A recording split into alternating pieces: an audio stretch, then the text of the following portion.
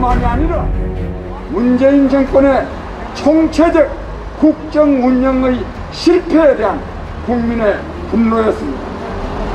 그런 점에서 이번에 문재인 정권은 경제를 파탄내고 안보를 실종시키고 그리고 교육을 붕괴시키고 외교적 고립을 초래하고 무엇보다도 국민을 분열시켜서 대립하게 한 이 망국적인 문재인 정권의 국정 운영에 대한 국민의 엄중한 심판임을 인식해야 합니다. 5차례 9년간의 감옥 생활, 12년간의 도피 생활. 서울대 법대 출신의 전설적 도망자, 민주화 운동의 대부로 불리는 장기표. 그는 왜 50년 넘게 거리에 서 있는 것일까? 물론 이제 민주화 운동 과정에서 누구보다도 뛰어난 이제 투사로서 굉장히 현실적으로 민주화 운동에 참여하셨고요. 그리고 민주화 운동을 이끄셨고, 그 과정에서 그 어떤 여러 가지 희생도 하셨고 한데 그 부분에 대해서 희생을 강조하시지 않는 면이 저는 굉장히 인품이 높은 분이라고 생각이 듭니다. 근데 장기표 선생은 경세의 철학을 가진 드물게 보는 정치가예요. 그 경세 철학이 뭐냐면 문명의 기본이 바뀐다는 그 생각을 가진다는 것. 그래서 정보 사회에 맞는 어떤 정치 환경을 만들어 가자는 것. 이게 중요하거든요. 그 다음에 또 하나는 제가 보기에요. 장기표 선생은 이 시대의 가장 전형적인 도덕성을 겸비한 그런 지도자예요. 이 사람만큼 그 숭고한 도덕성을 지니고 있는 사람은 찾기 힘들 겁니다. 한국의 1950년대에서 60년대, 한국 국민 1인당 국민소득 78불. 전쟁 이후 모두가 가난에 찌들고 삶 자체가 힘들던 시절, 다들 가난했기에 가단을 들먹이는 것조차 진부하다고 말하는 장기표. 야, 이 사람 사는 세상에 이래가니 안 되겠다 싶었고, 특히 또 옛날에 장리라는 장리산, 춘궁기에 벼 한섬을 빌려 묻고 추수기에 한섬 반을 갚는 겁니다. 그러니까 매년 이렇게 하는 걸 보면서 야, 이거 저렇게 살아가 되겠나. 누구보다 주변의 어려움에 일찍 눈뜬 장기표는 일상적인 가난보다 당시 사회의 구조적인 모순과 함께 부패한 우리 사회에 대한 분노가 컸다. 그것은 어릴 때부터 세상을 바꿔야겠다는 장기표 철학의 배경이 됐다. 이런 거를 보면서 정말 정치가 잘 돼야 된다 하는 것도 알았고, 또 이 정치를 통해서 이 세상을 좀 바꿔야 된다. 그러지 않으면 절대로 농민들은 물론이고 국민들이 잘 살 수 없다. 이런 것도 봤고, 그 생각을 지금까지 변하지 않았습니다.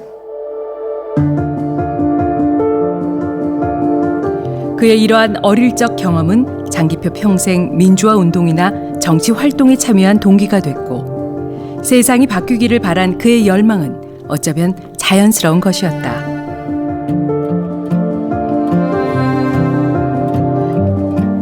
어려웠던 형편 때문에 늦어진 서울대 법대 입학. 이 나라 최고의 명문대생이란 사실만으로도 앞길은 창창했다.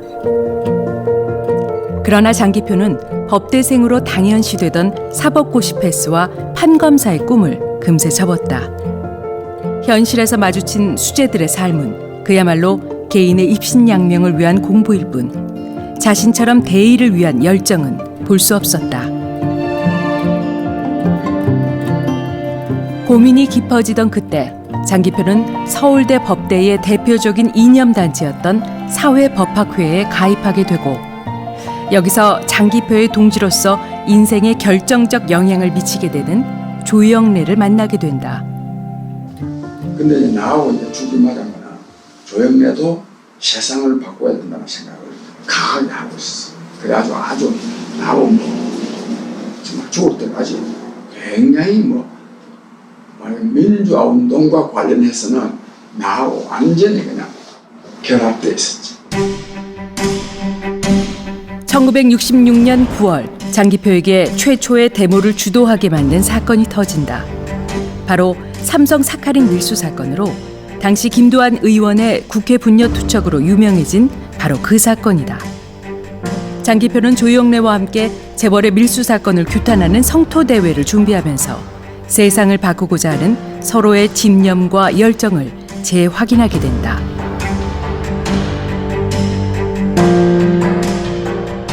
장기표는 1967년 2월 군에 입대했다.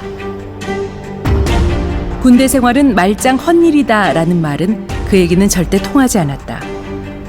청춘기 3년을 말짱 헛일로 보내는 것은 시간 낭비 이전에 자기 인생의 수치라고 여겼다. 야, 군대에서 배운 거는 전부 다 할 거다. 막 이런 말을 걔들이 금방 와서 어떻게 알겠어. 그래서 내가 딱 생각해. 야, 군대에서 배운 거는 전부 다 말짱 할 거다. 나는 그럴 수가 없다. 나는 이 군대 생활이라고 해서 내가 아무렇게나 살 수는 없다. 당시 서울대 법대 재학 중에 군에 입대한 사람은 드물었고 사법시험에 합격해 군 법무관으로 입대하거나 졸업 후에 장교로 입대했고 심지어 입대하지 않는 경우도 덜어 있었다. 하지만 세상을 바꾸는 일에 전념하겠다는 생각으로 사법시험을 단념한 데다 학생운동으로 주목을 받고 있던 장기표는 입대가 필요한 일이기도 했지만 국민으로서의 의무를 다하기 위한 일이었다. 나는 이 국가가 정책적으로 결정해가지고 집행을 하는데 남도 아까 나는 사실 군대 문제와 관련해서 자꾸 기피하려고 하면 안 된다. 그걸 기피라 그래요. 군대 옛날에 기피를 많이 했어. 하면 안 된다는 생각도 있고 국가가 정책으로 결정되면 해야 된다. 내가 이런 생각을 말도 그런 말을 많이 했어. 그래서 나는 월남 우방 월남을 돕는 데 최선을 다하고 우리나라의 국위를 높이는 데 노력하라고 격려했습니다. 67년 8월 초창기의 월남전은 그야말로 위험천만한 전쟁터였다. 어떻게든 월남 파병부대 자원을 만류하는 조영래에게 장기표는 죽고 사는 것은 하늘에 달렸고 나로서는 역사의 현장을 체험하지 않고는 배길 수 없다라는 말로 단념시켰다고 훗날 조영래는 회고한 바 있다. 군대 생활에서 원칙을 벗어나는 일은 절대로 하지 않으려 했고 자신에게 주어진 임무는 반드시 해냈다는 점을 장기표는 더없이 자랑스러워한다.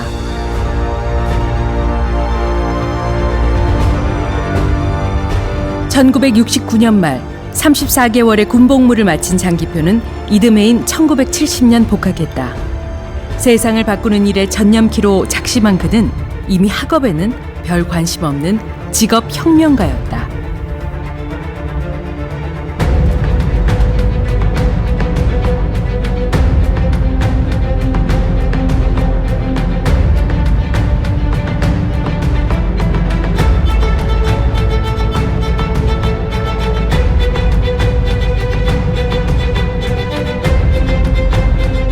당시는 박정희 정권이 삼선 개헌을 통해 영구 집권을 준비하던 때라 일단 학생운동에 주력하면서 박정희 군사 독재 정권에 맞설 사회 정치 의식을 높이고 학생운동의 전국 조직화 방안을 찾기에 골몰하게 된다. 그때는 이미 나는 이 세상을 바꾸려고 하는 직업 운동가예요. 사실 직업 혁명가지. 직업 운동가이기 때문에 근데 학생 운동이 중요하다고 생각을 합니다. 복학하자마자부터 학생 운동 돌아가는 사정을 다 알고 이렇게 해가지고 이제 스쿨 활동도 하고 이래 하면서 다른 대학에서 뭐 고대 한사연이라든지 한명이라든지 연대 뭐 한문영이라든지 또 뭐 지방에 또 뭐 경북대학교에 뭐 정진회라든지 이런데 다른 대학에 수련을 하는데도 다 가고 그래요. 또 서로 오락하고 우리 한데도 또 오락하고 이러다가 보니까 이 학생운동 신문이 좀 있어야 되겠다. 당시 정부의 노골적인 언론 탄압으로 어용화된 언론을 바로잡지 않고서는 민주화를 달성하기가 어렵다고 판단한 장기표는 언론의 어용성을 규탄하는 일에 많은 노력을 기울였지만 허사였다. 그래서 학생운동을 알리는 신문을 만들어야겠다고 판단하고 사회법학회 학우들과 함께 만든 것이 자유의 종이라는 유인물 신문이었다. 그 학생운동 소식들을 다 거기에 다 어디 수련한 것도 적어놓고 쟁점이라든지 이런 걸 다 쓰고 또 사회적으로 문제가 되는 거 있잖아요. 그런 것도 내가 발췌를 해가지고 간단하게라도 싣고 1970년 10월 3일 창간된 자유의 종은 학생운동의 방향과 과제를 제시하면서 학생운동의 조직화에 크게 기여했고 각 대학에서 학생운동신문이 나오게 되는 촉매제가 됐다. 요즘처럼 컴퓨터가 있는 게 아니니까 원고로 써가지고 가면 필경사라 그래. 을지로 입구에 있잖아요. 거기에 그 2층에 가면 몰래 해야 되니까 그 사람한테 이제 가서 지금 치는 A4 용지 2장이지. 이런 신문을 만들고 적어도 한 2,000부씩은 찍었지. 왜 그러냐면 내 혼자 나는 항상 가방을 갖고 다니니까. 근데 그걸 이제 만들면 이제 연세대학교 백부, 고대 백부, 이대 백부 이렇게 물리대, 상대 이렇게 쫙 나눠주지. 살벌했던 시절 청년 학생들에겐 의로운 열정이 흘러넘쳤다.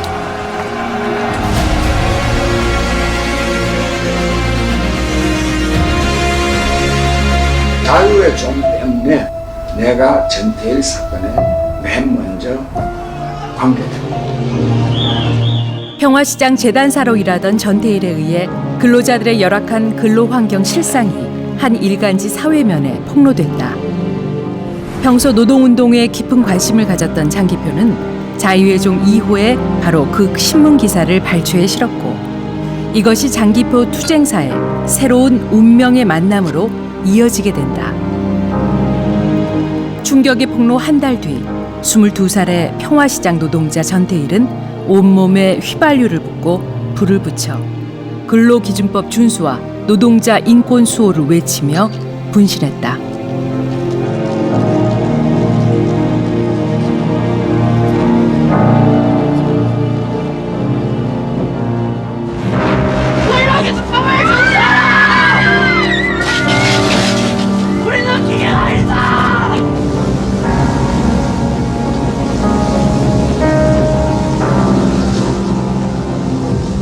전태일이라는 사람은 정말 가난했습니다. 또 학교 공부도 배운 것도 별로 없어요. 나이도 불과 22살에 불과했습니다. 그런데도 모든 사람이 인간답게 살 수 있는 세상, 사람 사는 세상을 위해서 내가 그 사람 사는 세상을 만들어내겠다 하는 이 높은 꿈과 이상을 한 번도 포기하는 일이 있어요.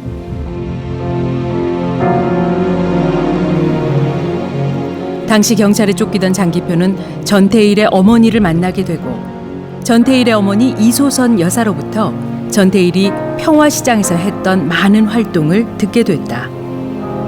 장기표는 이 모든 내용을 학우들에게 알리고 적극적인 관심과 동참을 호소했다. 전태일 사건은 국민적 관심사가 됐고 정치권은 이 사건을 정치 쟁점화하면서 정부를 바짝 긴장시켰다. 장기표와 이소선, 첫 만남에서 운명을 직감한 이들의 인연은 2011년 이소선 여사가 운명할 때까지 40여 년 동안이나 지속됐다.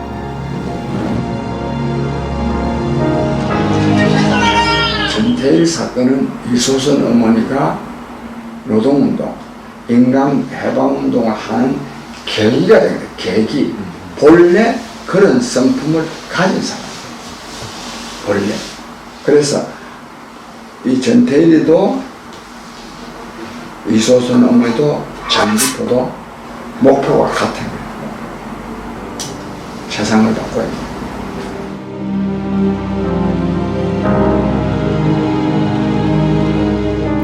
전태일 분신 사건은 탁월한 노동운동가로 거듭난 장기표에게 세상을 변화시킬 수 있겠다는 희망의 불씨가 됐다.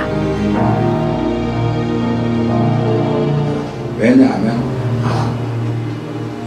노동운동을 활성화할 수 있다. 노동운동.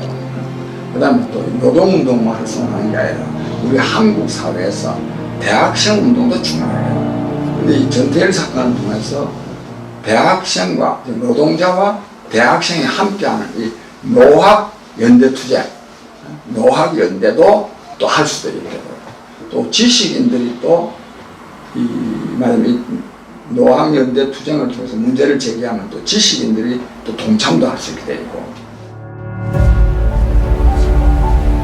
당시 한국 사회 전체를 충격에 빠뜨린 전태일 사건을 전면에서 사회 문제화하고 노동운동의 초석을 다진 장본인 장기표. 이 시대 전태일 사건의 의미는 과연 무엇일까?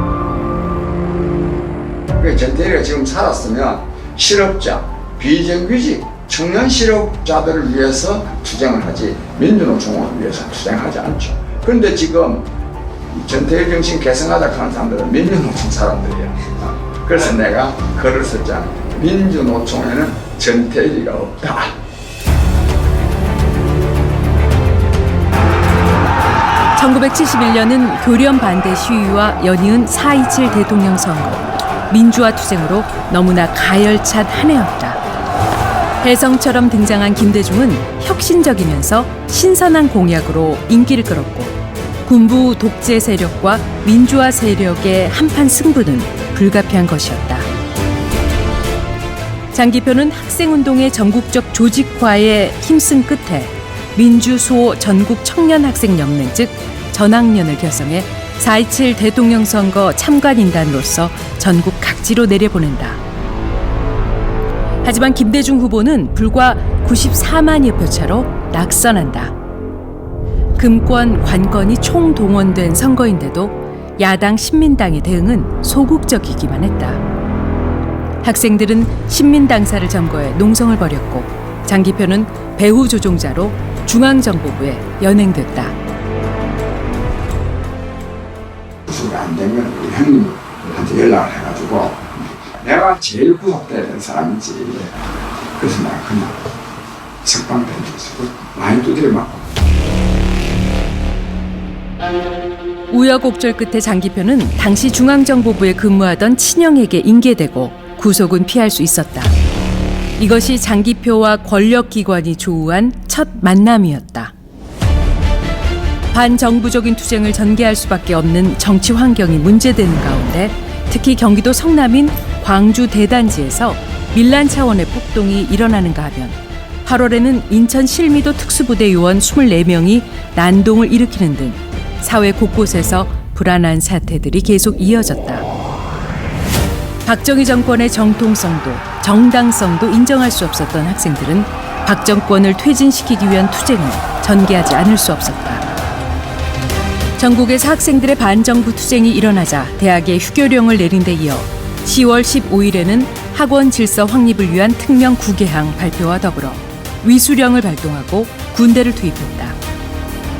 그리고 장기표를 포함해 조영래, 심재권, 이신범 등 4명을 소위 서울대생 내란 음모 사건으로 구속하고 나머지 각 대학 주요 학생운동가 170여 명을 강제로 군에 입대시켰다. 박정희 정권이 이걸 이제 서울대생 내란 음모 사건이라 한 거는 그 학생운동을 말하면 탄압하기 위한 거죠. 즉 영구 집권에 방해가 되는 학생운동을 없애기 위해서 이런 사건을 만든 거죠. 중앙정보부는 장기표와 이들 3명에게 고문에 의한 허위 진술을 강요한다. 화염병을 사용해 중앙청을 점거하고 박정희를 강제 하야시킨 후 혁명위원회를 만들어 김대중을 위원장으로 추대하고 혁명과업을 수행하려 했다는 내용이었다. 그런 건 전혀 아니에요. 우리가 그럴 정도의 계획을 세울 수 있을 만한 역량이 안 돼 있어요. 이 반독재 투쟁을 하지만 이 투쟁을 통해서 박정희 정권을 완전히 그냥 물러나게 할 수 있다. 이런 확신이 없었어요. 그러니까 이런 확신이 없는데 뭐 중앙청 정부하고 뭐 혁명위원회 만들 수가 없는 거 아니겠어요? 이신범, 조영래, 심재권보다 늦게 체포돼 중앙정보부로 강제 연행된 장기표는 무지막지한 고군에 시달리게 된다. 그들 수사관들은 인간의 탈을 쓴 짐승과도 같은 존재였다.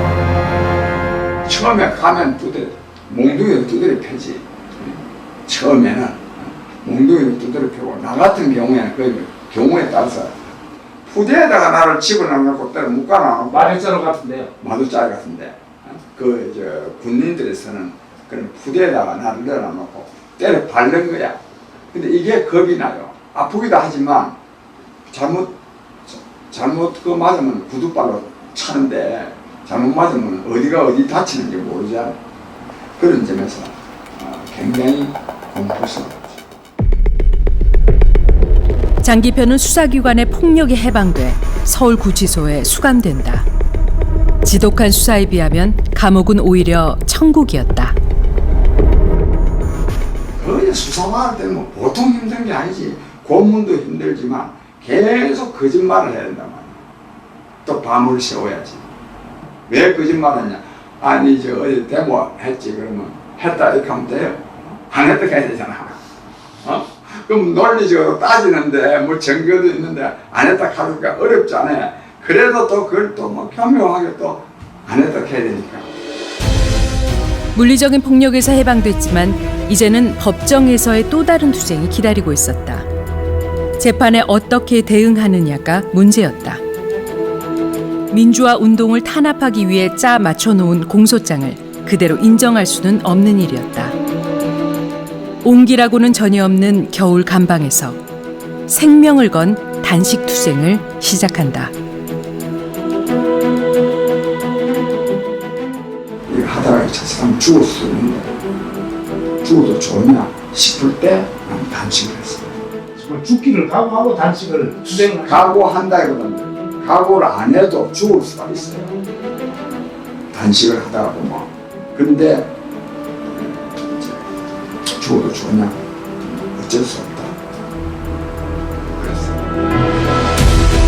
지리한 재판 끝에 항소심에서 장기표에게는 징역 1년 6월에 집행유예 3년이 선고되고 대법원에서 형이 확정된 1972년 12월에서야 석방될 수 있었다.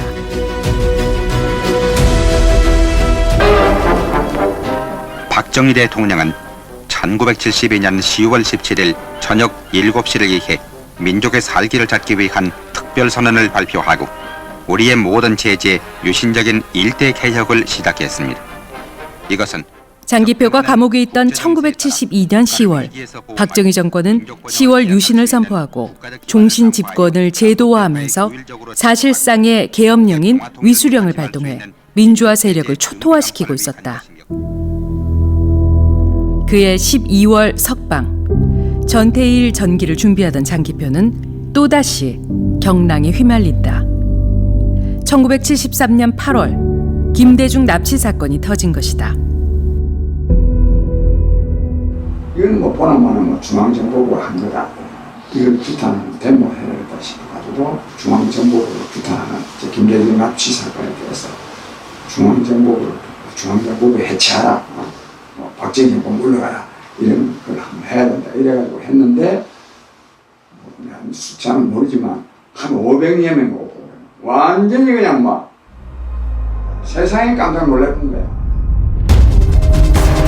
김대중 납치 사건의 책임을 묻기 위해 시작된 서울대생의 12데모는 전국 대학으로 확산됐고 유신 독재 반대 투쟁으로 열기를 더해가고 있었다. 장기표는 또 한 번 남산에 있는 대공분실로 연행돼 혹독한 고문을 당하게 된다. 박정희 정권이 이걸 이대로 하다가는 잘못하면 정권 망하겠다 싶으니까 저는다 썼고 유화 정책을 그것도 또 왜냐면 그 사건 자체가 김대중 씨 납치 사건입니다. 이 정권의 가장 치명적인 사건 아니야. 납치해서 죽이라 그랬으니까. 철옹성처럼 여겨졌던 유신 독재 체제도 위태로워 보였다. 독재 정권의 종말을 기대하며 다음 해인 74년 봄 투쟁을 준비하던 그때는 희망과 설렘이 교차하는 시기였다. 하지만 이도 잠시.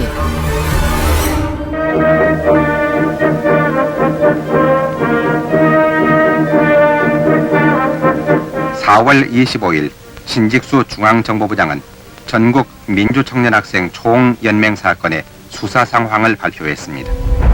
발표에 의하면은 현재 이 사건에 관련된 1974년에 접어들자 박정희 정권은 민주화 운동을 본격적으로 탄압하기 시작했다.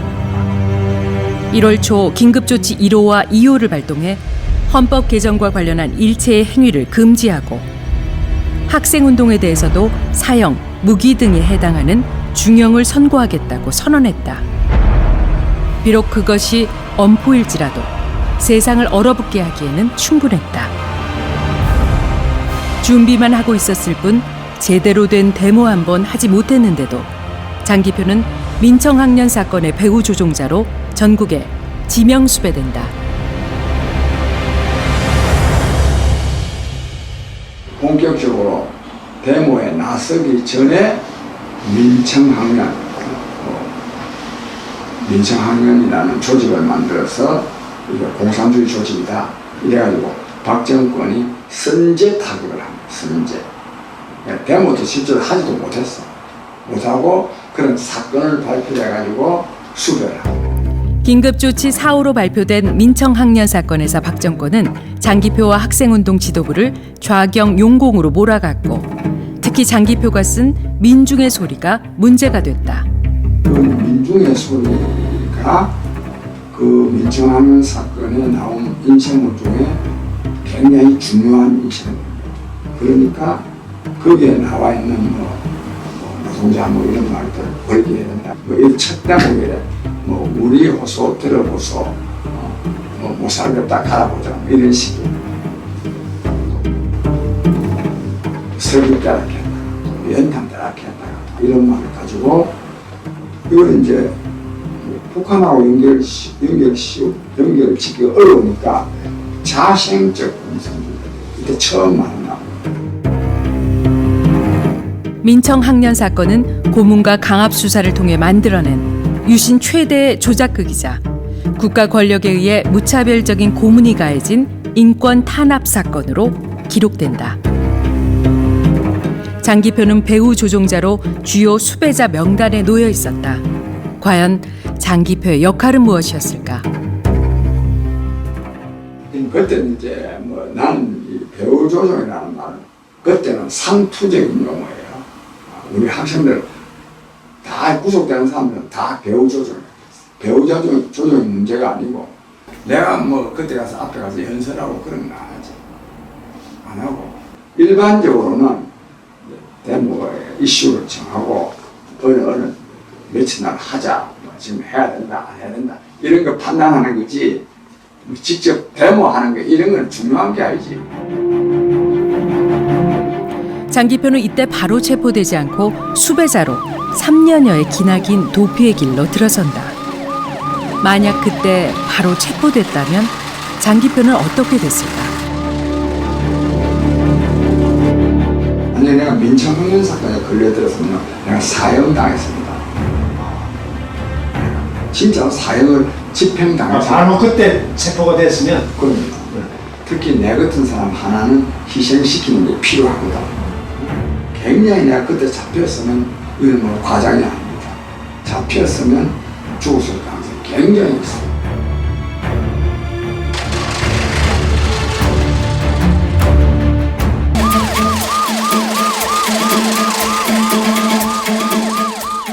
본격적인 피신 생활이 시작됐다. 모두가 장기표를 응시하는 듯 느껴졌다. 안경을 쓰고 머리 모양을 바꾸는 등 최대한의 변장에다 공장 노동자답게 옷을 차려입었다 해서 안전이 보장되는 것은 아니었다. 한 곳에 오래 머무는 것도 금물이었다. 낮에는 계속 나와야 돼. 밤에는 들어가도 되는데. 그래서 또 나중에 또 이런 것도 있습니다. 어디 있었냐 이런 문제도 또 있어. 그래서 체포됐을 때 그럼 언젠가는 또 언제도 잡힐 수 있으니까 그래서 태종사에 좀 가 있어야겠다 해서 태종사 불교 공부도 좀 할 겸 또 스님 본래 또 인연이 깊으니까. 태종사로 간 다음 날 새벽 장기표는 아무도 모르게 머리를 깎고 승복으로 갈아입었다. 그리고 법명은 도성 스님이 지어놓은 우상으로 했다.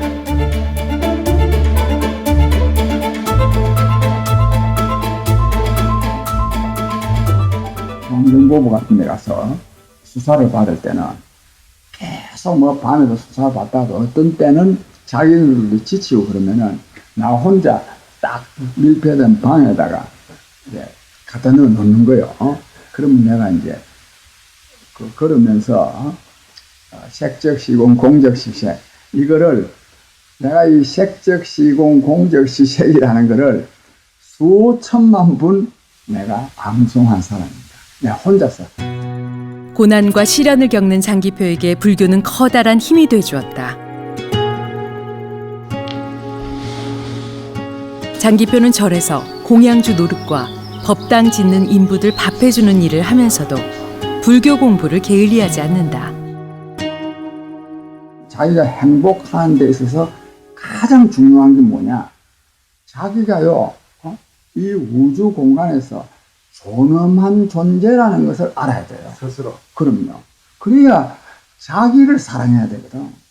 사람이 행복하려고 그러면은 자기가 참 훌륭한 존재다 하는 이런 인식이 있어야 됩니다. 이게 중요한 거예요.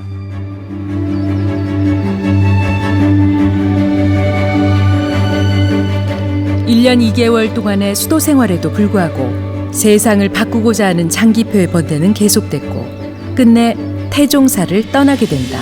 나는 본래 세상을 바꾸려고 하는 사람이기 때문에 세상을 바꾸려고 그러면 불교가 중요한 사상적 지침은 될 수가 있지만 결국은 정치를 통하지 않으면 세상을 못 바꿉니다.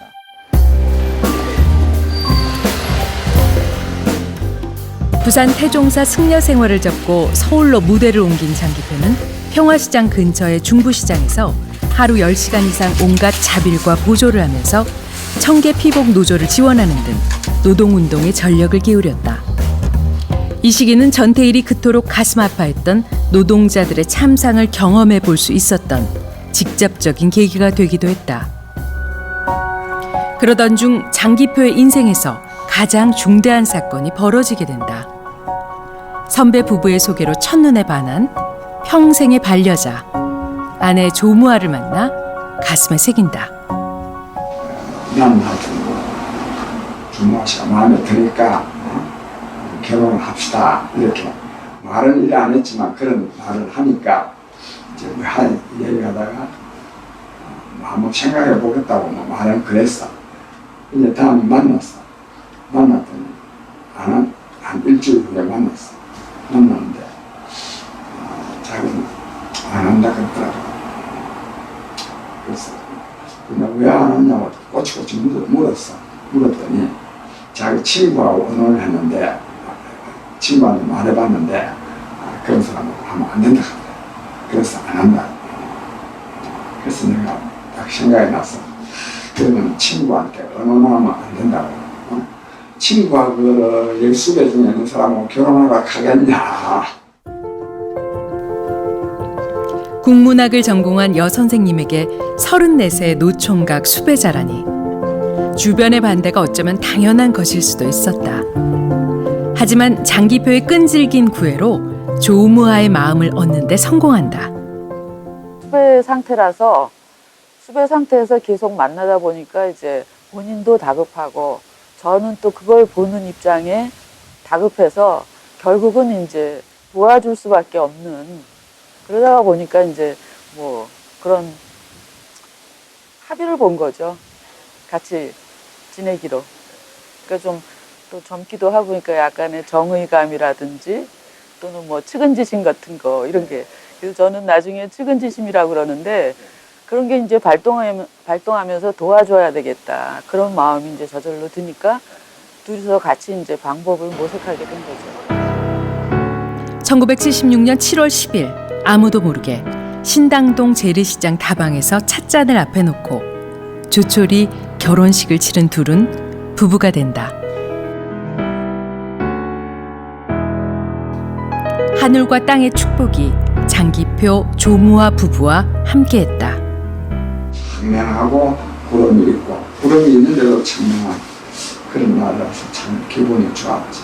그래서 그래서 결혼하고 방을 구하는데 보니까 하니까 월계동이라고 해서 월계동 거기다가 9평짜리 독립가구 내 집이었다.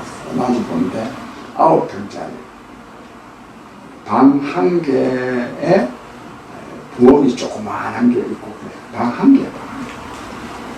거기 가서 살았지. 천국인 줄 알았던 신혼의 단꿈은 그리 오래 가지 못했다. 신혼 6개월 만인 1977년 2월 평화시장 다방에 사람들을 만나러 갔다가 중앙정보부에 체포되고 만다. 설 직전이라 그들을 미행하는 사람이 없는지를 살피지 않은 것이 실수였다. 아내 조무아의 고난도 함께 시작됐다. 보게 됐는데 그때는 뭐 너무 두렵고 깜짝 놀라서 뭐 어디에 뭐 대처하고 뭐 이런 방법도 전혀 모르죠. 그냥 근데 뭐 그 이제 하여튼 구속된 것 자체가 너무 두렵고 또 학교에는 사실 그때 모르고 있었어요. 그리고 또 저희 친정에서는 그냥 할 수 없이 방치 뭐 이런 상태니까 하여튼 뭐 황망하기 이를 데 없는데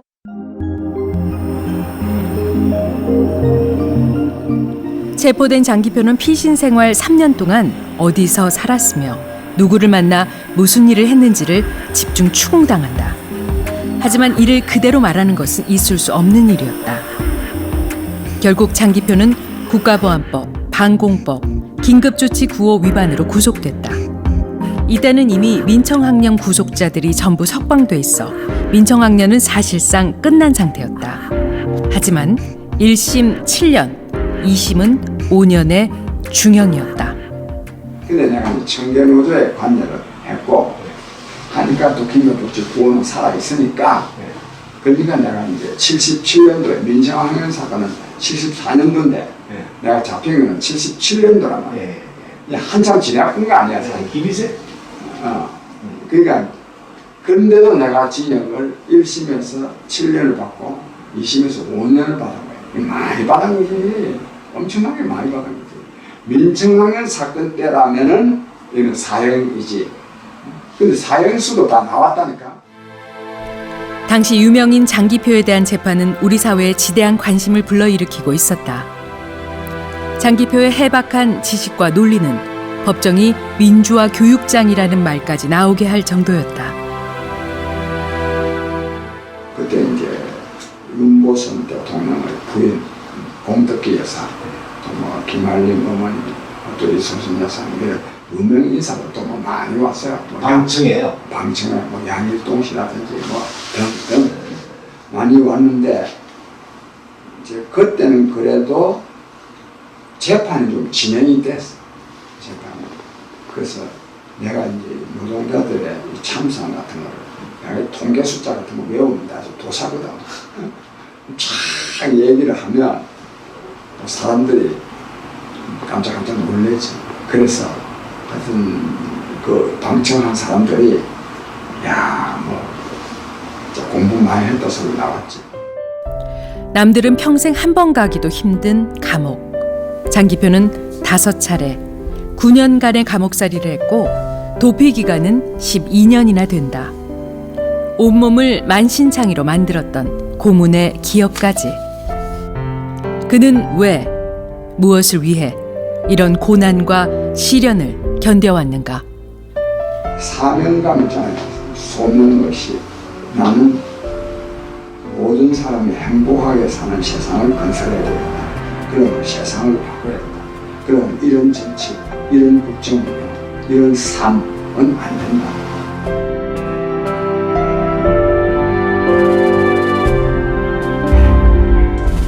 장기표는 교도소에 수감돼 있으면서도 투쟁을 멈출 수 없었다. 1977년 2월 구속돼 12.6이 일어났던 79년 연말 석방될 때까지 약 3년여의 징역 생활은 재소자 인권 투쟁으로 보낸 날들이었다. 교도소도 사람 사는 곳이고 재소자도 인간인데 죄에 대한 자유의 제한이 있으되 비인간적인 생활이 강요돼서는 안 된다는 것이 장기표의 기본적인 생각이었다. 그런데 볼펜은 안 주는 거야. 신문도 못 보고. 그럼 징역 몇 년 살면 신문도 하나 못 보면 바보 안 되겠어요? 그럼 출소하면 생활 능력이 있겠나요? 그 교도소에 있는 동안에 신문도 봐서 세상도 알고 또 글도 공부도 하고 이래야 안 되겠어요? 그걸 못하게 하는 거예요. 교도소는 당연히 장기표를 성가신 인물로 여기게 된다. 재소자를 선동하는 등 문제를 일으키는 장기표를 다른 재소자들과 격리하기 위해 혼자 사동에 수용하는 등의 압박도 서슴지 않았다. 교도소 때 들어왔는데 보면 머리 빡빡 깎고 말이야. 아니 뭐 경제사범도 있고 뭐 설사 절도를 했던 강도를 했던 가족이 와서 보니까 머리 빡빡 깎고 남편으로 데리고 살 마음 생기겠어요? 그냥 이혼하는 거야. 이 사람이 그러니까 뭐 죄를 지었다도 죄값은 자유형인데 자유가 박탈되는 건데 가정 파탄 선고를 한 게 아니잖아요. 일반 재소자들의 크나큰 호응으로 일반 재소자 인권투쟁은 많은 성과를 거두었다. 이러한 일련의 투쟁으로 재소자들의 처우가 개선된 것 외에도 재소자 인권 문제를 전면적으로 제기했다는 데 큰 의미가 있었고 이것은 앞으로 전국 교도소에서 재소자 인권 문제가 지속적으로 제기될 것을 예고하기도 했다. 장기표는 재소자 처우 개선을 위해 노력하면서 동시에 교도관 처우 개선을 위해서도 노력했다. 교도관들이 정당한 대우를 받지 못하고 정상적으로 근무할 수 없는 한 재소자 또한 정당한 대우를 받을 수 없기 때문이었다. 장기표의 교도소 시절은 전설이 되고 있었다. 내가 이제 특히 교도소에서 이제 열심히 살았거든. 난 열심히 살았다면 열심히 투쟁을 했기 때문에 내가 살았는 교도소에 가면 다 그 교도관들이 나를 알지. 그래서 우리 후배들이 가면 장기표시 아느냐 이렇게 묻는 경우가 많답니다. 저도 이제 학생들 하다가 보니까 뭐 구속을 두 군데서 이제 감옥을 갔던 적이 있는데 그때 교도관들이 한결같이 친한 교도관이 있었습니다. 근데 이 소위 시국사군 중에서 가장 존경하는 인물을 장기표로 꼽더라고요. 그래서 저분이 어떤 분이길래 우리가 소위 이제 교도관이라고 말하면 어떻게 보면 굉장히 적대적인 관계라고 볼 수 있는데 그 이 같이 이제 재소자들하고 이 관계에서 적대적인 관계라고 볼 수 있는데 제가 만나본 모든 분들 다 존경심을 표시하더라고요. 대구 교도소에 있던 장기표는 청천벽력 같은 소식을 듣게 된다. 음력으로 1979년 4월 9일 장기표 평생 잊을 수 없는 어머니의 부음을 듣게 된 것이다. 교묵과장의 위로가 귓가에 윙윙 돌았다. 하늘이 무너진 듯했다. 세상 좋은 일은 다 했어도 어머니께는 효도 한 번 못했다는 자책이 밀려왔다. 내가 이제 옛날에 구속됐잖아요. 그때는 이 민주화운동 하다가 뭐 구속된 사람들이 많지 않을 때예요. 이 시골에서 구속됐다 그러면 뭐 도둑질 하거나 사람을 죽이거나 이래야 경찰서에 가는 줄 알았거든. 그런 때였기 때문에 요즘처럼 뭐 민주인사 이런 게 없잖아요. 그런 점에서 우리 어머니가 굉장히 걱정을 하셨지. 귀유제도가 없었던 시절이니 장례식도 볼 수 없었다. 서울구치소 시절 죽기 전 막내 아들 얼굴 한번 보시겠다고 매서운 추위에 기차와 버스를 몇 번이나 갈아타시고 면회 오셨던 어머니였다. 난 어디 가면 효도해야 된다고 진심으로 생각하는데 그냥 그렇게 말할 때마다 굉장히 자책감이 들지, 부끄러움 생각이 들죠. 공부 잘하는 막내 아들이 왜 데모를 하고 감옥을 갔는지 마지막까지 몰랐을 어머니. 어머니는 책망 대신 매일 아침 떠오르는 해를 보며 아들을 위한 기도를 올렸다. 장기표의 선하고 단단한 의지력은 어머니 기도의 힘이었다.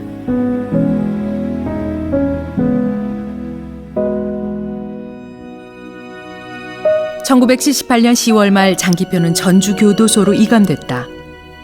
도둑장가를 가고 신혼 6개월 만에 감옥에 간 장기표와 홀로 남겨진 아내 조무하. 서로에 대한 연민이 깊었던 두 사람은 편지를 통해 부부의 정을 키워나갔다.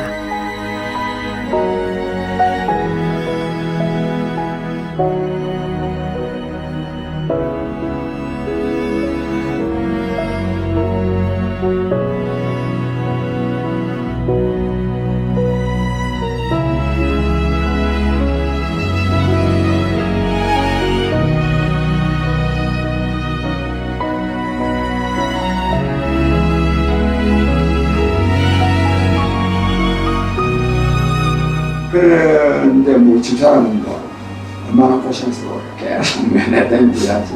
그래서 내가 편지를 쓸 때 많은 사람들이 나를 칭송한다 하더라도 당신이 나를 자랑스럽게 생각한다, 생각하지 않는다면 난 또 실제로 그래요.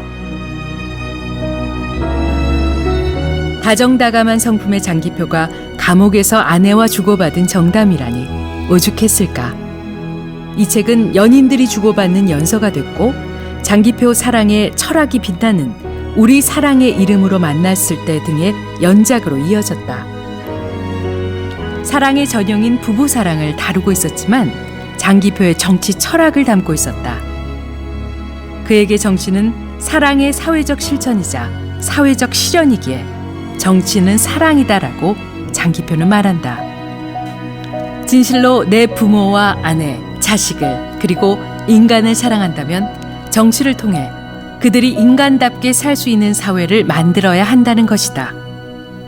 내가 삶의 좌우명으로서 세 가지 철학을 갖고 있어. 하나는 몸의 철학, 다른 하나는 노동의 철학, 또 하나는 사랑의 철학.